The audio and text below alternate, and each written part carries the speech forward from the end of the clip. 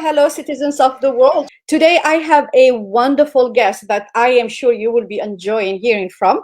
Her name is Mrs. Maryam Al Ali from Dubai, and I cannot wait to kind of dive into her life and connect with her and her journey as an entrepreneur. Maryam, let me unmute you. Uh, here you go. Welcome, welcome. Shaba. Thank you so much for this great opportunity. So, allow me to introduce myself the way I normally do. So, my name is Maryam Isa Al Ali, and I have a purpose. I help others embrace their authentic self to serve a bigger purpose. Everything I do in my life, from the minute I wake up in the morning to the minute I go to sleep at night, is in service of something bigger than who I am, which is again serving my United Arab Emirates and serving the world. MashaAllah. Well, welcome on the show. I'm so excited to have you. Just a little bit. I know. So I always like to tell my audience how I came to know you and discover you in a way. So I joined the Grant Cardone community not long ago. And for those of you who do not know Grant Cardone, you're really missing out. I would highly recommend you look him up. But he is an amazing, amazing a human being who's doing so much for the betterment of the world, and his focus is building wealth, and actually not just building wealth but 10x in the wealth, 10x in your life, really living the life to your fullest. And it did resonate really greatly with me and so many other people, because really that's how we perceive our life, and that's how we feel about the life, living on purpose, living on calling, living on serving and making a difference on this planet. So Grant Cardone is just amazing. I joined his community, and I noticed this beautiful lady here as she was doing some kind of a recording or a live event showing an event that she actually put together in Dubai, in UAE. And I'm like, oh my God, I really got to talk to this woman, because I loved her energy, and I loved like how she's trying to impact the community. And not only that, I mean, I always love connecting with Arab Muslim women. I mean, to make the story short, I come from the same part of the world. So anytime I see women in my community come out and empower and inspire, I like to kind of just pull them out and say, how do you do it? And let's inspire more women from the Arab Muslim world, because we need more of us, and we need to make the difference, and we really need to impact people for the betterment of their lives. So Maryam, thank you so much for what you're doing. So clearly you're shaking and moving, right? Shaker and mover girl. So I'm interested in how you got started. Tell me a little bit about Maryam background, your education in a way, and how did you kind of jumped into the whole entrepreneurship, and most importantly, the Cardonian kind of lifestyle or movement? Yeah, sure. I would love to share that, and I believe that our audience here would resonate. This story might resonate with you differently than mine. You have your own story, I have my own, and every single one of us, we have our own stories. But again, many things, many themes could be in the same as in common. So a little bit of a background. My grandmother, she's the one who actually raised me after my mom passed away. So my mom passed away when I was 4.5.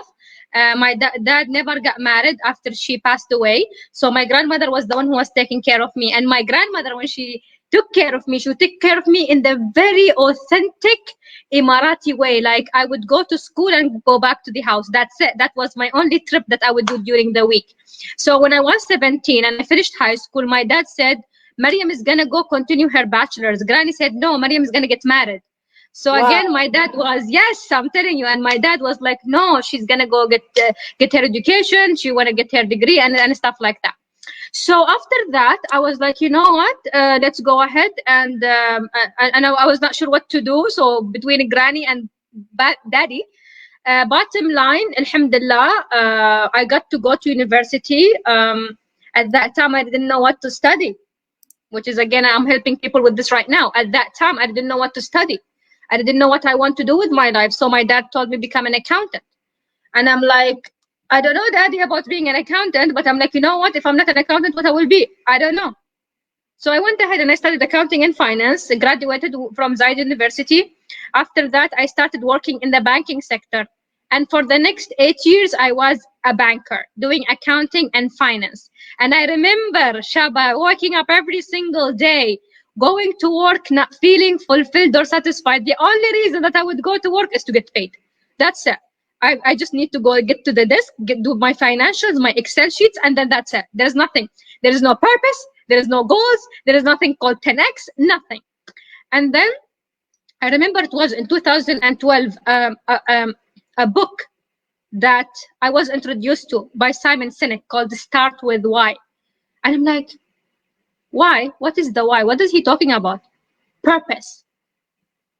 Purpose. I'm like, isn't it purpose and goal is the same thing? And then as I started digging into it, I'm like, oh my God, what am I doing with my life? What am I doing with my life? I am the one who's missing out here. I'm like, so what is your purpose? I had no idea what it was. That was back in 2012. And then I found my purpose in 2015. Took me 3 years to find it. But then it took me 2 more years after that to start living my purpose. When I started living my purpose, I shifted my career or my profession from finance to learning and development, where I coach, mentor, train, speak, and help people with coaching. So I changed that. And that was one of the boldest, courageous decisions I've done in my life. Because here is the thing, how many people, and I came to learn about this later, they actually find their purpose, but they don't do anything to live their purpose. They are stuck where they are. They don't want to improve. They don't want to add value. They don't want to serve. They don't want to do anything. They are become comfortable. Grant Cardone will call this average. They are got stuck in their average life. They don't want to do more. They don't want to be more. So after that, after being like in the corporate world for a while, I'm like, you know what? I cannot stay here any longer. For me to help and serve millions of people, I have to make the move. So this is where I started my training center. My training center is called Ghibsha. Ghibsha is a very authentic Emirati word that means the very first minutes of the morning before sunrise. Cardone calls it beat the sun. I call it Ghibsha. So it's pretty much that's where the great people, the 10xers, the leaders, the ones who are creating an impact on the world, they wake up from that time. They are already awake. They are already set for the day, and they are already looking forward to going ahead and starting a new day and creating more impact for the society that they are in. So this is again how I got to the entrepreneurship part of this. That's amazing. I do actually have a. I think you should mute. I don't know. There is some echo there. Yeah, Sorry. yeah. Here you go. So I did actually a course, and I offer actually for free on the Shaba Academy page a course called the 7 Pillars of the Success Framework. And I love what you talk about, the sunrise and beating the sun. What is it in Marathi? It's Ghibsha, G-H, yeah, Ghebsha, Ghibsha. Ribsha. So I love the Ribsha concept and the beat the sun rise concept, because I talk about it actually in the 7 Habits of the Success Framework that you guys, if you're listening out there, you can download from the academy.shaba.org. It's something that I give away for free because I believe that everybody needs to build this foundation, whether you're trying to build a career or you're trying to build an entrepreneurship pathway. Adopting a framework, a pillars, a structure, a methodology, if you wish, for success is really, really important. Even though, you know, in many videos, I do talk about success meaning different things to different people. So, Maryam, what is success to you, and how do you perceive success, and how do you inspire people to what type of success? I love that question. Here's the thing with the word success. My definition of success is different than Shaba, is different than anyone who is watching us right now. The definition of success is not, some people will think about it as wealth. Some people will think about it as health. Some people will think about it as relationships or recreational or communal or whatever it is. For me, success is the thing that you are wanting to get, and you're going to do whatever it takes to get it. I might think it's small, you might think it's big, but who am I to judge? That's your definition of success. Something that no matter what kind of obstacles and challenges you might have, you would go for it no matter what kind of the challenges, criticism, hate, or whatever it is that is going to be in between. For me, success is serving and helping anyone who will be coming into my space to become a better person in anything. It could be something I talk about purpose, or someone sees these wristbands I wore from Cardone, like 10x and stuff like that. Just again, there was the other day, as quick story. The other day I was at this coffee shop. The barista, he was talking to me, but it was my mistake, and I take full responsibility of it. I had my headsets on, so he was talking to me, and he was pointing at my bracelet. I'm like, yes, excuse me, I'm sorry, what were you saying? He said 10x Grand Cardone. I'm like, yeah. And he's like, oh my god, I love this guy, he changed my life, his mindset, his everything. And I'm like, oh wow, that's awesome. And then he said, because of him, like he's doing something, like he's, yes, he's a barista, but at the same time he is doing some other thing to improve his life. So what I have done, I just go ahead and I give him a ticket for my upcoming event on the 27th of March, which is going to be 10x. I'm like, you know what, just come and join us, you never know what kind of entrepreneurs you're going to be meeting at that event. So basically, for me, success is when I add value to someone in any way I can. Like, yes, this guy is getting a seat in that table, but it's because I want him to get that seat in the table. Because I know when he is around these people, he's going to get a lot from it. And we are actually working together to do something else together to help him further with his business. So basically, for me, my definition of success is helping someone's life get easier because they walked into my space. That's absolutely true. And if anybody will ask me, for me, I think for success, changes and success have layers. So there is the big picture success in a way. It's really where you are and where you want to be, and what legacy, what contribution you want to do to the world. And for me, that is a more of a philosophical big picture idea of success. And then you take that success of who you want to be, and then you reverse engineer step by step down. So my success, if anybody was asking me today, first of all, it's progress. For me, it's progress, it's growth and progress, because anytime I grow, I feel like I have so much more to give. Growth, I grow every day. Every day I learn something new. Every day I listen to something interesting. Every day I connect to somebody who, oh my god, I have goosebumps as I am saying this, because we are so little. I mean, just picture ourselves in this, universe and the system solar, and you see Earth, that is a tiny dot, and then humans, we're just like a tiny dot. But we can become so much bigger the more we grow, right? Our growth, is reflective of our role and contribution to the world. So that's number one. Number two is progress. So let's say, for instance, I don't know, I want to build like an amazing show where I do this and I impact the world, and I know that I cannot do it today. There is no success that happens overnight. You will never lose the 20 pounds in one visit to the gym. You will never get a PhD by just signing up in kindergarten. You will never become a great speaker by just taking doing one conversation. So there is progress, and progress is anything you do today that will get you a little closer to where you want to be. So, but you need to have a destination. I think a lot of people, and I love your what and the why, because a lot of people do not start with those questions. So they're living life, da, da, da, da, da, da, and they have no idea where they're going. It's like me hopping in my car and I start driving, but I have no clue where I'm going. Yeah, granted, I might see nice sceneries. I will enjoy the weather. I will look at some people. I will look at some houses, but I have no destination. And you become just a wanderer of life. You just wander through the hallways of life without having a purpose. And I think this is the difference between successful people and people who just get by, is the lack of destination. So if you were to ask me success for me today, I am working with Robert J. Moore in publishing a book on the power of interviews. I've been doing these interviews for about a year, and it really impacted me in an amazing way through connecting with people such as yourself, having an amazing guest speaker who really taught me so much.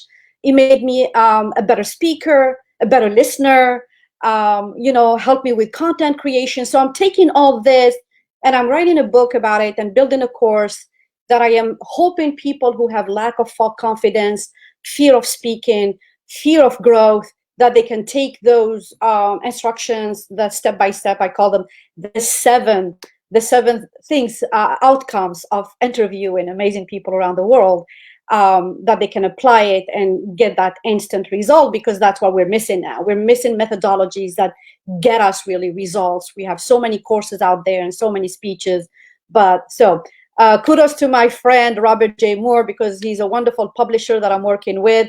That's success. Success for me at this moment is getting this book done, is impacting people and helping people overcome their fear of speaking and building their network, their net worth, and their businesses and their audience. So this is what I'm working towards at this very moment. If you come down the road 6 weeks from now or 6 months from now, my idea of success might be different. So tell us a little bit how you have grown, how you have evolved. I know that when I chatted with you quickly, you said, it 10x my income, it 10x my confidence. I am so interested in that. Share with us how it did 10x your income and 10x your confidence. Yeah, sure. Oh my God. But by the way, God bless you for the projects you are working on. I'm sure it's gonna be helping millions of people. Like with like even like certain skills that we might think it's normal, but you will be amazed how many people they need help with the skills that we think it's normal and we would assume that people actually have. Going back to your questions about 10x, oh my God, how long do we have? So here's the thing, guys.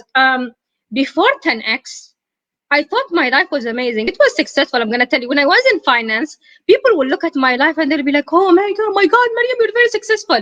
When they look at my life, they see cars, they see jewelry, they see trips, they see like going to high-end restaurants. They're like, "Oh my God, Maryam is so successful. We wish if we had her life." If you opened my heart at that time, it would be like it's just an empty page. Until I found my purpose, as I just mentioned to you, and I just pivoted and I shifted my whole life to learning and development. What happened after that is, I started my own training center. I've been doing training here and there, women empowerment, youth leadership, helping different institutions here, working with different ministries here in the UAE. And I've been doing a lot. I'm like, oh my God, I'm successful. And then one day, because I'm also certified by John C. Maxwell, I heard that John Maxwell will be in an event called the 10X Growth Conference with this guy. His name is Grant Cardone, Mr. 10X. And I'm like, wait a minute. I know this name. I know this book. So I went ahead and I looked it up. I'm like, oh my God, I know Grant Cardone. I know Mr. 10X. And I know also something about John Maxwell. John Maxwell, when he goes to events, he knows which events he goes to. I'm like, okay, there is something going on there. That was in 2019 when it was in Miami. So it was at the Marlene Stadium. Unfortunately, on that weekend, I had something urgent happening with my university. I'm doing my doctorate at the moment, so I couldn't really go. So I'm like, you know what, Maryam, 2019, you couldn't go to the GrowthCon. You're going to go to in 2020. When I started reflecting on 2019 and that growth experience after it was done, I was wondering, how can one guy bring 35,000 people in one stadium during the Super Bowl weekend to actually learn? I'm like, that's Yeah. weird. That's not normal. This is this is this is beyond my thinking, because in my perspective, when it comes to going to conferences, if you want to see if a conference is great, look at the three things. Again, from my perspective: lineup of speakers, the venue, and the logistics of that event. And all three were amazing. I'm like, okay, 2020 is the year. So in 2020, the event was in Las Vegas. And I remember speaking to my community and my friends, guys, let's go to this 10X Growth Conference and stuff like that. And from the 20 people who were interested, only 4 people, we went as 4 people. We're all like 4 girls, okay? 3 of my friends who have never been to the US before. So it was their first time coming with me. And for me, it was an honor, like for me to actually show them the place where I've been growing myself, because by that time, it's been 13 years since I've been going back and forth to the US to grow myself. Maybe more on that later. I get to the GrowthCon, 12,000 people are there, and you could hear the vibe from Vegas airport. Like, what's going on there?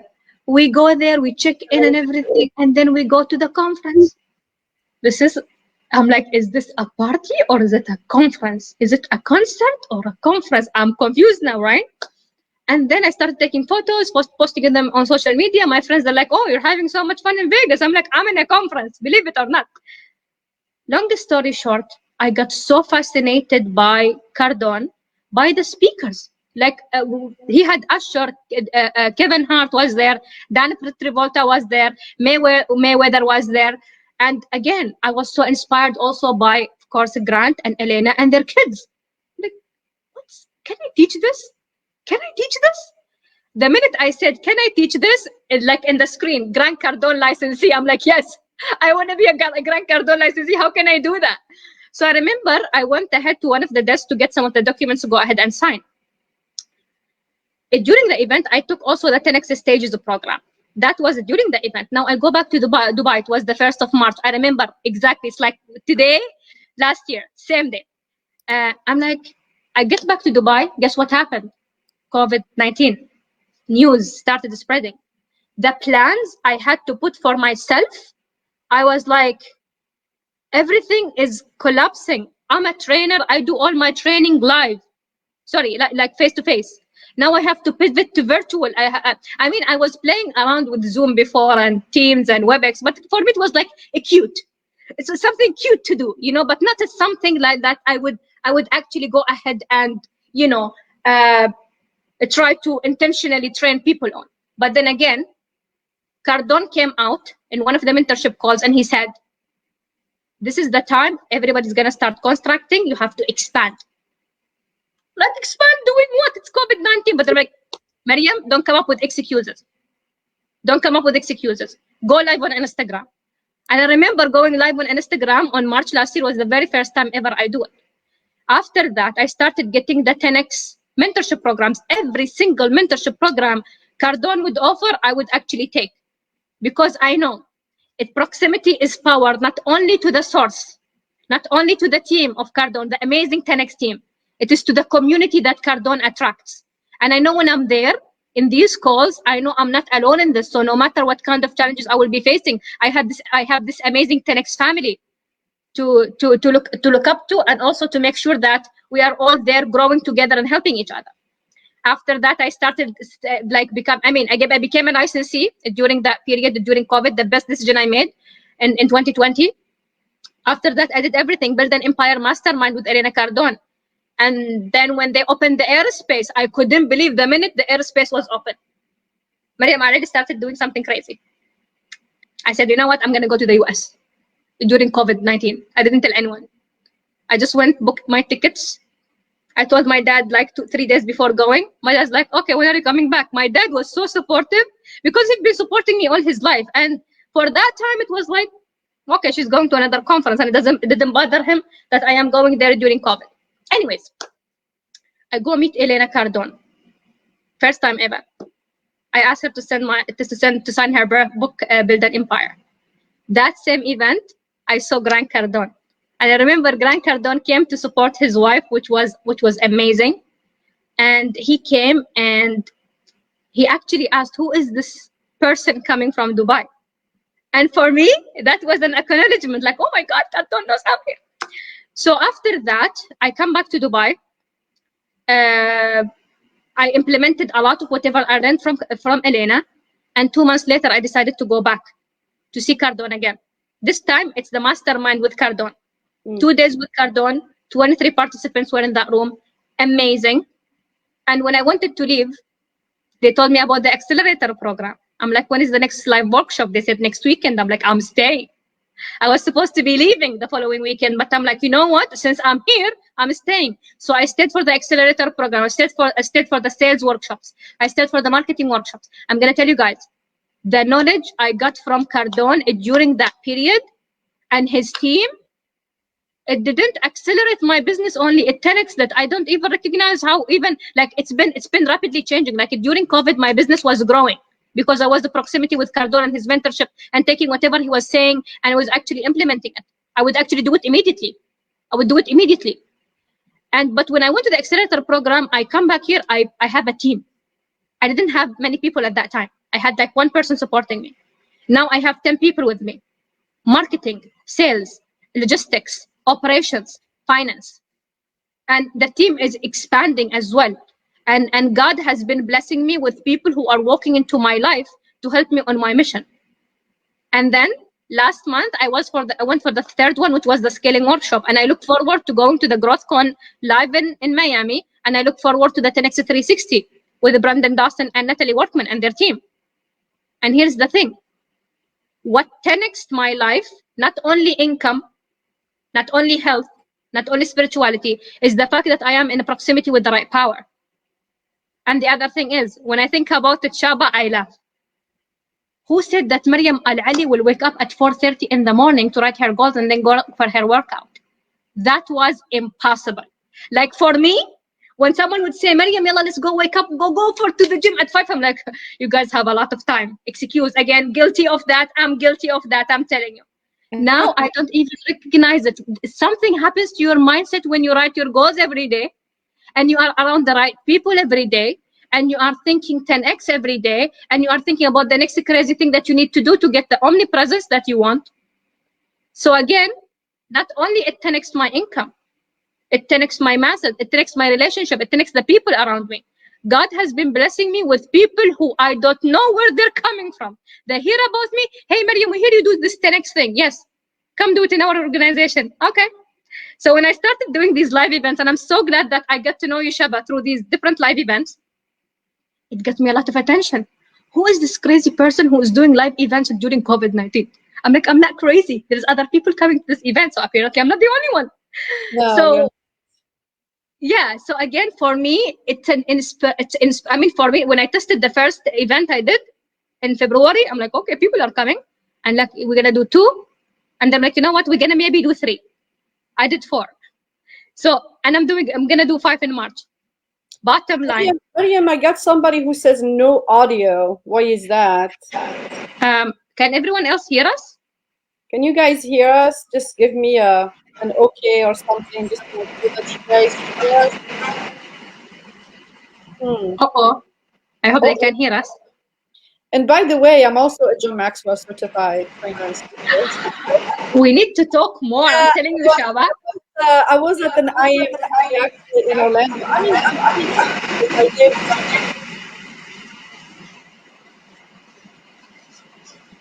What is this? He's saying speak in Arabic. I'm sorry, it's an English platform. We're gonna This? speak in Arabic platforms. That's okay. Yeah. So yes, now okay. Okay, go ahead. Go ahead. Yeah, I'm very lucky, and you're gonna get your hands out of the camera right now and kind of help me because I live 5 hours away from Florida. I live 3 hours away from Forbes Riley, who was also at the Las Vegas event. And I yesterday I was actually with her on an event. I actually live 2 hours away from John Maxwell. He is down in Jupiter. I live 3 hours away from Tice. What is his name again? Oh gosh, he's a big one as well. Anyway, so all these big entrepreneurs that you're talking about, they live mostly in Florida, and most of these events actually happen in Florida. So yeah. Anyway, I just thought I would mention it because you're mentioning about how you travel from all the way, from far, far, far away to attend these events, and I'm like, oh my God, I am just like an hour, few hours away from all these people that you're talking about. So amazing story, and I had actually few questions, but for the sake of time, I'll probably throw in there a couple. One of them is you are a Muslim woman from a Muslim country. Tell us a little bit about pushbacks, about how you have been received so far. And I'm going to tell you something. I come also from a Muslim country. I'm from Algeria, and I see the pushback from people from my communities, just because I'm a woman. Just because I'm a woman, when a man takes the mic and starts speaking, it's like, oh, hi, brother, right? But when a woman is coming out and speaking out, it's a whole different, but I got used to it. To be honest with you, at the beginning, I was a little surprised because I've been living in the States for over 23 years now. And for me, I look up entrepreneurs and speakers, and I don't really see them gender or faith or whatever. And then when I really started coming out, probably mid last year with my community, I was a little shocked at first. And I'm like, wow, do people still live like that? Because, or think that way? Because I'm really so disconnected. I've been so disconnected, doing my own thing. And then all of a sudden I'm like, wow, people do still think that me as a woman, I shouldn't be coming out and speaking in English. Why do you speak in English? Why you don't cover? Why you don't this? Why you don't that? Who the heck do you think you are? And I'm dealing with all kind of these things. So in the beginning, it shocked me clearly because I didn't expect it, and I was surprised that people are still in that mindset. But now I think I outgrew it. We go back to the whole idea of growth. When you grow, you become more like understanding and more empathetic, and you say, these people don't know what they don't know. You almost feel sorry for them, and then you just say, thanks but no thanks. I have a purpose. I have somewhere I need to be. So tell us a little bit about your experience with any pushback and of the community. I love your question, and I like how honest it is, because I think there is, first of all there's a lot of misconceptions, but also there's a lot of fact that we need to address. When there's any problem, the first thing you do when you have a challenge is to address that there is a challenge. So I'm going to talk from my own experience and how I've been doing it. My story is a little bit different, is because my dad has been the number one supporter in my life. My dad, compared to men in his generation, he is 10x. Like, he has been thinking 10 times more. When my dad married my mom, my daddy was 32. My mom at that time, she was 18 and she just finished high school. In the 80s, my dad told my mom, go ahead to university, get an education. In the Well, 80s, it was not common for a man to send his daughter, to send his wife like 200 miles away to attend the university. And that was, at that time, it was UAEU, it was the only university in the country. So my story is a little bit different. When I remember, like, when the thing that when I opened my eyes when I was a child, like my dad sitting in his library at home, and in front of him there was this engraved prayer from the Quran that says, uh, I owe all my success to God. And my father, he will always, I would notice that he will always read, and he will always encourage us to read. He would say, don't allow a day to pass without adding value to you, And so I grew in that environment, an environment of a growth. However, that doesn't mean there was some kind of like a cultural thing going on there. Here's the thing: in general, religion is one thing, culture is one thing. Don't mix both. There is a lot of things that are okay with religion that some make it culturally unaccepted. Okay, so for example, I'll give you an example. Who said a woman cannot be educated? Who said that when a woman's brain becomes 10x education, it doesn't mean that she's going to be an asset for her family? So I'll give you an example. Like many people, when I got my degree, when I got my bachelor's, they said, Isa, like, your daughter needs to get married now. And at that time, my grandmother passed away, the one who was taking care of me. And I remember people tried to sell the idea of me getting married to my father because they said, oh, she is single. Who's going to be looking after her? You're not going to be here for her forever. She needs to get married and stuff like that. And I remember my dad, he was very quiet in that living room. I remember it, Shaba, like it was yesterday. He was very quiet in the living room, and all what he would say is, when everybody stop talking, he said, Maryam is equivalent to 100 men. This is what he said.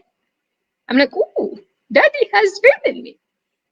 Again, my dad is different. So what happened in the community part is that people sometimes they mix religion with culture. In our religion, in Islam, what is the first verse that came in the Quran that not many people pay attention to? The first verse in the Quran is Iqra. It means read. Read in the name of your God Almighty. Read in the name of your God who taught a man. He taught man by the pen, taught a man that they didn't know. Read. Didn't say woman or a man, or man that a woman. Here is the thing.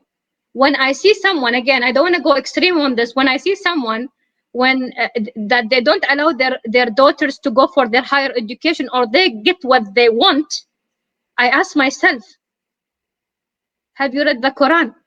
How much do you know about your religion? Your religion is all about empowerment. It's all about serving and adding value. I actually read the Bible, I read the Torah, and I read the Quran.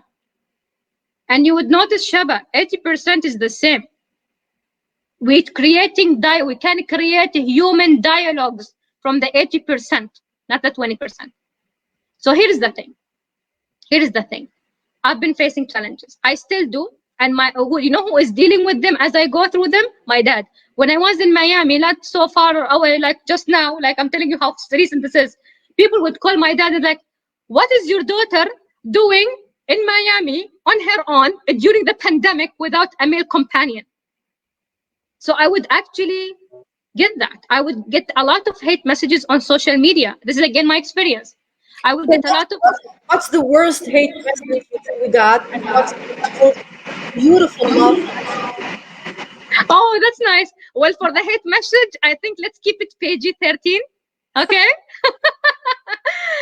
But yeah, I mean, it's the hate message could be like, I'll give you an example. Like, for example, someone would say, oh my God, you're not covering your hair here. You're not a good Muslim. You're going to go to hell. How do you know? Like, do you have the keys to the heaven? God Almighty is the one who is choosing, or like who the one who is who know, excuse me, is the one who knows what's in our hearts, right? The most love message, like I get love messages a lot from a lot of, especially women who I help with this. They would say something like, Maryam, it changed me. I'm not the same. You made me think different. My life is not the same without you. I cannot wait to jump into your lives. I cannot wait for your next session. When are you going to be in our city next time? How can we help? How can we be part of 10X? How can we be part of the John Maxwell team? How can we be in proximity with the things that you do? You see what I mean? So basically, there is a lot, alhamdulillah. So all praises to God. As much as I have people who would hate and criticize what I do, especially the fact that I am showing my face on social media. Not everybody accepts this. It's not acceptable, I'm telling you. Not everybody accepts that. The good, I mean, there's a lot of great men, like I am so happy to call them like my business partners, the one who are like, I've been working with for a very long time. They are the ones who are like always there for me, supporting me, getting me clients and everything. Those I'm not worried about. But then you have the other group that is like, Maryam, you will never get married. Huh? Why I will never get married? Because you are showing your face on your social media. I'm like, and who are you? Who told you that I'm gonna be stuck with someone who has a problem with me showing my face on social media? By the end of the day, I'm not doing something wrong. All what I'm doing, I'm living my purpose. If my purpose will bring me haters, bring them on. If my purpose will bring me haters for the message that God casted on my eyes, casted on my heart, bring them on, come haters. But at the same time, I have people who I know because I'm living, I'm breathing, I'm helping them with something. So every day when I wake up, I'm like, who can I help today? Who will come into my space today that I can add value to? So it's a blessing. Yes, there is a lot of criticism and hate, but for me, as you mentioned, for me, it's like a background noise. You know, it's there. You know, it's funny. And Grant Cardone would say, it's attention. Hate is another form of admiration. Yeah, It's actually, attention. maybe talk Thank you about. for sharing my account. Thank you for sharing my post. I love you. Like, and the ones that actually go viral are the ones where I'm talking about being average. The average people should share the average, like when I talk about average and difference between average and 10x, and they come up with big excuses and stuff like that. So this is a pretty much my own experience, and thank you for asking that question. Yeah, well, it is. It is an important question. Actually, last year in 2020, we had this discussion, and I wish I knew you a little more to even have you join the conversation. I had a lawyer from, actually an international lawyer from Dubai, and I had a marketer, CEO marketer from Pakistan. At 13, I actually involved some young adults, like a young influencer from Pakistan. She's 13 years old.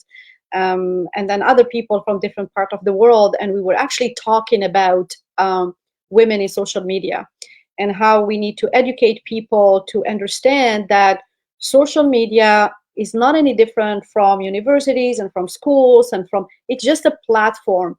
And for the male, mindset to think that we do not belong here and we're dealing constantly with inappropriate content, that needs to change. Something needs to happen and that needs to change. But I think that social media opens up that floor even more, because men can hide, or women, because we don't know who is really sending these inappropriate messages.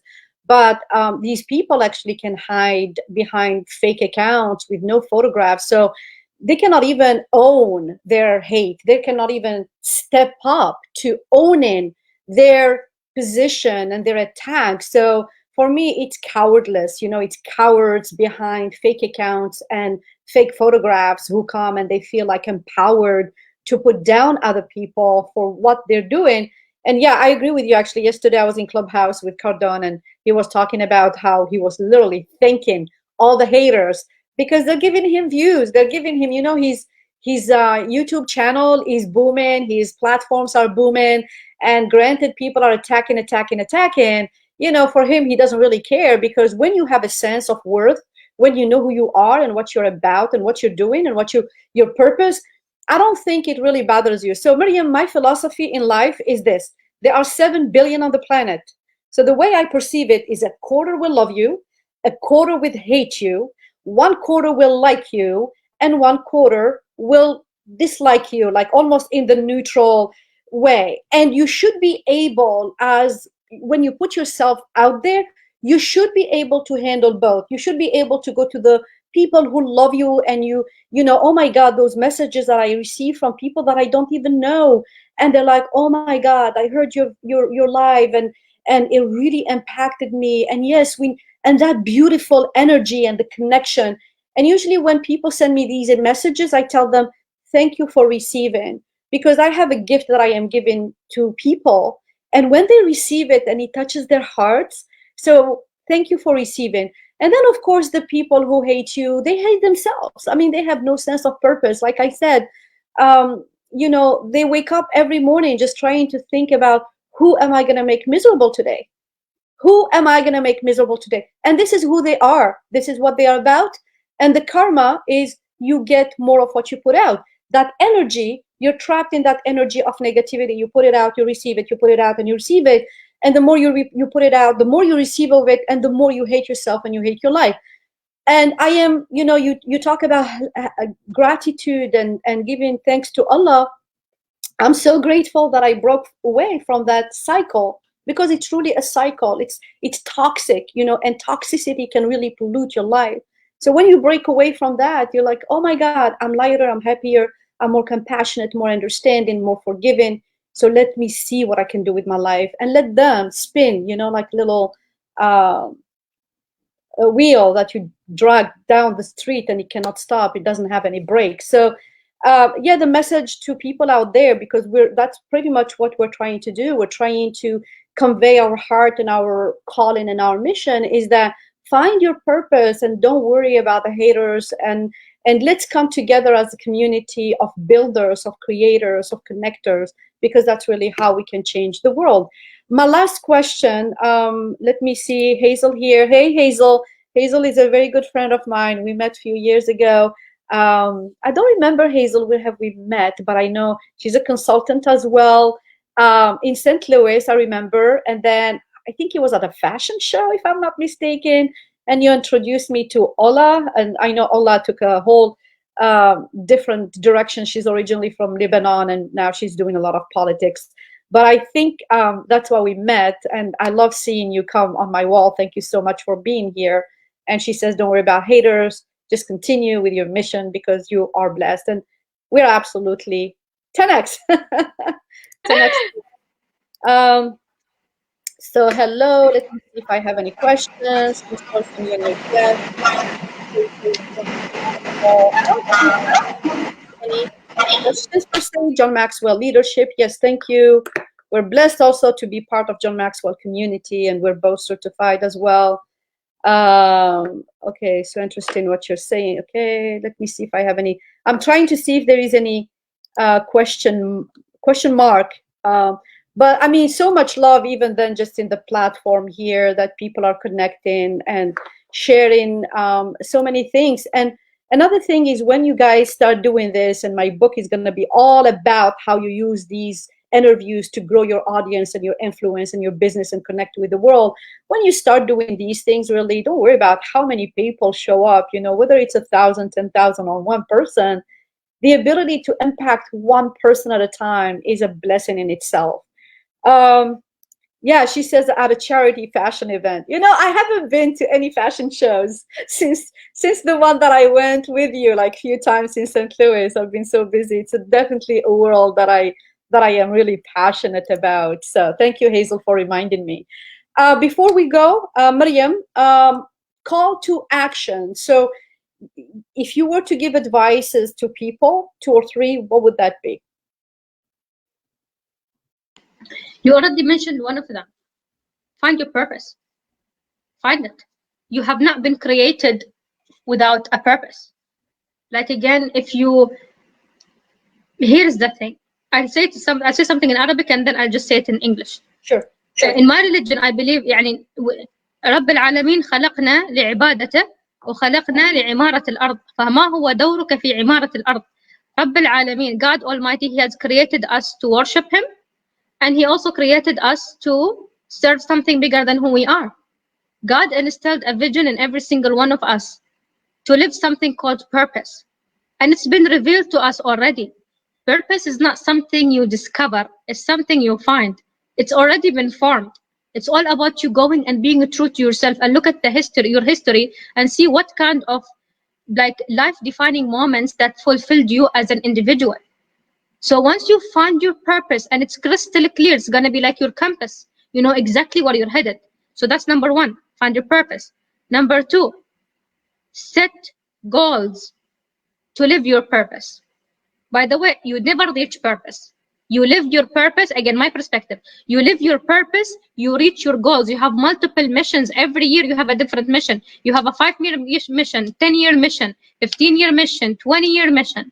So when you hit a goal, you look for the next one. Actually, the ruler of Dubai, Sheikh Mohammed bin Rashid Al Maktoum, he says this about our nation, about our young nation. UAE is like 50 years old. And all this happened in like 50 years. He says we are a nation. Once we hit the summit, we look for the next one.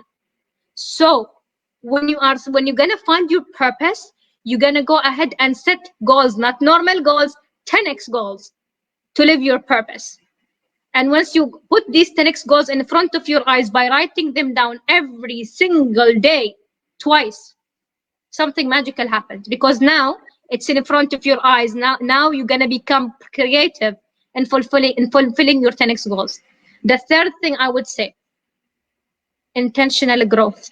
One of my favorite books, Shaba by Maxwell, and you love Oh, this, is this one. oh, 15 and value. I have it somewhere.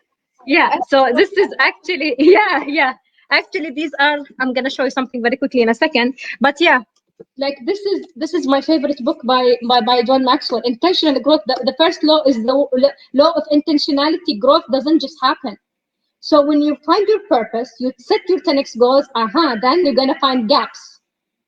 You're gonna find gaps. This is what Cardone says. He says the minute you start living a 10x life, oh my God, challenges will come in different forms. And here you're gonna understand that there are certain things or certain things, changes that you need to go through for you to be able to intentionally grow. So again, these are the different things. So again, if you want to do purpose, you do start with why. This is my copy in 2019. This is what Simon Sinek signed for me. And you have, of course, this one when it comes to growth. And when it comes to, well, you guys know what is coming next. When it comes to 10x, this is, Cardone will sign this for me too. First book with John Maxwell is 15. Yeah, it is the fifth. Laws of Growth. There is also another book that I read, Maryam, and it's actually the very first book that I read, and it's by John Maxwell. It's a small one, and it's called Intentional Living. I read it in probably 1 hour. Yes. I believe that anyone who really wants to start the journey of self-growth is intentional. Just read that little booklet. It's really small. You can read it in an hour or two. It's called Intentional Living. It's really a tiny booklet. I started with that. And then I really immersed myself in understanding what intentionality means. Because a lot of people, unfortunately, think that intentionality is awareness, We have it by default. A lot of people think that growth happens by default, and it does not. It does not. It's like a plant. You want to grow, you want to make sure that you have the right soil, the right amount of water. So all this intentionality, awareness, growth, surrounding yourself by like-minded people such as myself, Maryam, and people like us, all of that is different things, components that you need to grow. So it's not going to happen for you. You take two brothers, two twins who live in the same environment. One is exposed or exposes himself to certain things for growth, and the other one doesn't. I can promise you that the outcomes will be completely different. The quality of their life, their health, you know, just how they connect with the world, it's completely different. So, and growth is not intentional. You have it's not a default. You have to be intentional about it. Yes, it's 15 Laws of Growth by John Maxwell. And then you can DM me if you're interested in more title.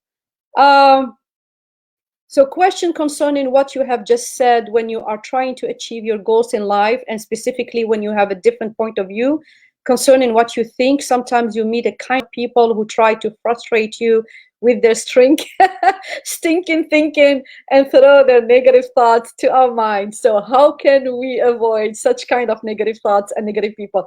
Maryam, can you answer first, and then I'll have a say. Yeah, I mean, here is the thing. Here's the thing.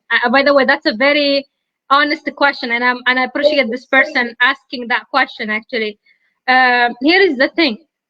I'll give you two news. You want the good one or the bad one? Which one should we start with? The good? Start with the bad, and then it gets better with the With the good. bad? Okay. The more you're gonna be going after your goals, those kind of people, they're gonna increase in your life. Okay, this is the bad news. The good news, however, you're going to get used to it because now you know what you're focusing on. Sometimes when we are focusing on the negativity or someone else's perception of the world, we forget about our own.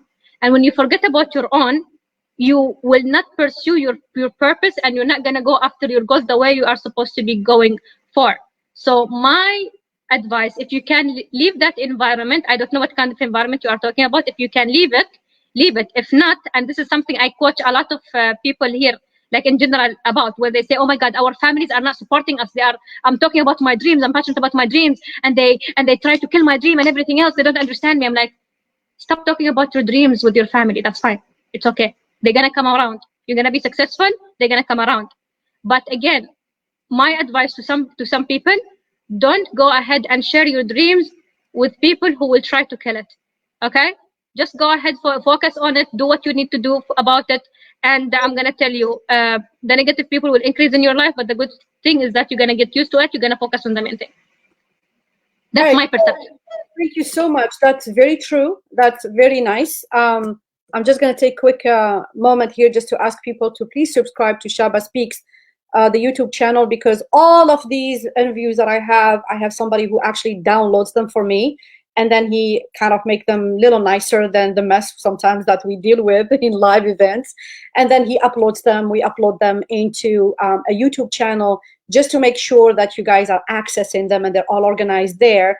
So that would be the best platform to look at all the guests, amazing, amazing people who come to the show and talk about their journey and experiences, and share their thoughts. And I think Maryam froze here. So about negativity of people. So first of all, you have to understand, and acceptance. Acceptance is very important factor in growth. You have to accept and understand that where you are today, who you are today, is not going to get you where you want to be. I'm saying it again. Who you are today is not going to get you where you want to be. And therefore, the people who are around you today may not be the right people to walk the journey of growth to where you want to be. And that's okay. I go back to culture. We grow up in a culture where there's so much guilt. I mean, everything we do is all about guilt. And we guilt ourselves when we feel like this environment, these people, including family and friends and childhood friends, by the way. So we feel guilty when we outgrow this mindset. You know, I hear a lot of people, including from my family, say, "Oh, you're so westernized." What do you mean by I am westernized? I have always been this driven, very hungry, very energetic individual. I mean, people who've known me when I was a teen, in my teen time, I have been like this all my life. It just now my voice is growing because I have a better understanding of self-worth and I have a better understanding of purpose. So when I hear people attacking me because, it's like I don't live with their values, I don't fit with their boxes, and and I break those rules and I break those criteria, and I am my own individual because that's what leaders are. Leaders, they don't wait to get instructions about they need to live life. Leaders are those who have a set of standards of what they expect out of themselves and the world, and they go for it. So when you really know who you are and what you're about, if you are the only standing person claiming and fighting for that goal, you will go for it and you do it. And a lot of people are not going to be okay with it because, it's different, it's uncomfortable, and change is really uncomfortable to a lot of people. But some of us, we love it. Some of us, we embrace the change because it's part of our growth. If we don't change, if we don't evolve, we are really not going to create our own self that's going to get us where we need to be. In fact, I love Tony Robbins when he says, I created Tony Robbins. I made this person. Every time with these affirmation, with these incantations, with these early morning rise, jogging on the beach, or whatever he was doing, whatever habits he adopted to become the kind of person he became. And of course, along the way, some people are just going to stay. They're not going to understand your hunger, your growth. They're not going to understand what you're talking about. And sometimes I realize it. Like, I talk to people about something that is so exciting to me, and I look around and I'm like, "Ooh," it went over their heads, like blank, like they're staring in the emptiness of life. And that's when I tell myself, step down, downsize a little bit, step away, because not everything, like we say in Arabic, لكل مقام مقال ولكل مكان حرمته or حكمته or something like that. So part of growth is understanding who is your tribe. Who is your tribe? That's why we talk a lot, Maryam and I, about like-minded people. Like-minded people. I mean, I'm going to give you just an example. Would you go to somebody who is like 300 pounds overweight and tell him, dude, let's jog every day 2 miles, an hour a day, nonstop? I mean, seriously? That's completely disconnect. So you need to impact people in the way they can understand, they can react, they can take action, intention to action. But there are some people who will never, it's like, we don't. And I like Maryam's conversation. I enjoy it a lot because she goes back to religion and she go back to own values and faith. And really, even if you look, whether you're a Muslim or Christian or a Jew, you just look at the scriptures and what these people who had been chosen by God to, lead a message and lead people, what they have endured. A lot of people did not agree. Oh yeah, because the second they started, God wants you to do, the people applauded. Is that what really happened? Look at the history. They were chased out of their cities. They were banned. They were hit. They were stoned. They were insulted. That's what you get when you are on purpose. Period. Right? What do you think, Maryam? Oh yeah, I mean, if we're gonna talk about the religious side, like go look at the stories of the prophets, like the messengers from God Almighty, from Adam to Joseph to David to All of them. Solomon to everyone to Jacob, to every single one of them. They had a purpose. God gave them a message to give it to the rest of the humanity. And as you mentioned, like they all face all these different challenges. Did they quit? No, because they are on a mission. Even Moses, even like when he went to the Holy Land, he didn't get to the Holy Land, but he lived and he was with the people of Israel for like 40 years until he passed away. And then when I was reading about it, he actually was on the mountain looking at the Holy Land but he didn't make it to the Holy Land. He went through a lot, but what was his message? To get the people of Israel out of Egypt. It's all the scriptures. Why don't we just sit and have these conversations and talk about the Bible and not about Muhammad? They're not really that different. Just again, someone maybe made them that different. Someone might have a different perception, and they just believed it. But here is the thing: it's about this dialogue. It's doing more of this, Shaba.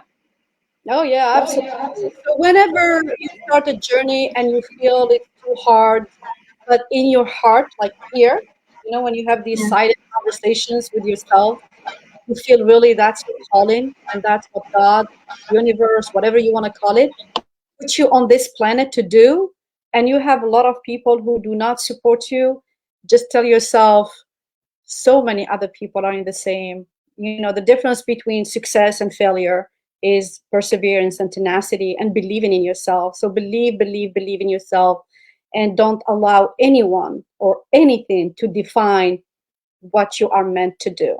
Find your calling. We should do a program that find your calling. Yeah. We should start with purpose, dear Shaba. Yeah, for sure. Maryam, beautiful. Thank you so much for being here. You can unmute yourself because we're about to, and you Yeah, can thank you. Thank you for disconnect. hosting me. Yeah, absolutely. Guys, thank you so much for being here. I know there's so much doing on a Monday morning, of course, to share with us this platform. So thank you so much for being here, and thank you to Miriam's audience as well who joined, I'm sure, in one platform or of another. If you guys are on Clubhouse, find me on Shaba Shams because I do some talks about speaking and speakers and mindset and habits and so on and so forth. It's an amazing platform. I love it. I know a lot of people have been criticizing it, but I love it because I don't have to worry about hair and makeup, and I just tune in and I start talking to people, and I just love it. And I'm doing different things usually, cleaning and cooking, and I'm on Clubhouse, so I can multitask when I do that. So join us on Clubhouse as well. And yeah, I mean, just keep fighting and keep growing, and just surround yourself by amazing people who absolutely will change your life. So thank you guys for being here, and thank you, Maryam, as well for sharing your time with me. And I will Thank see you you. on the next time. Thank you and salam.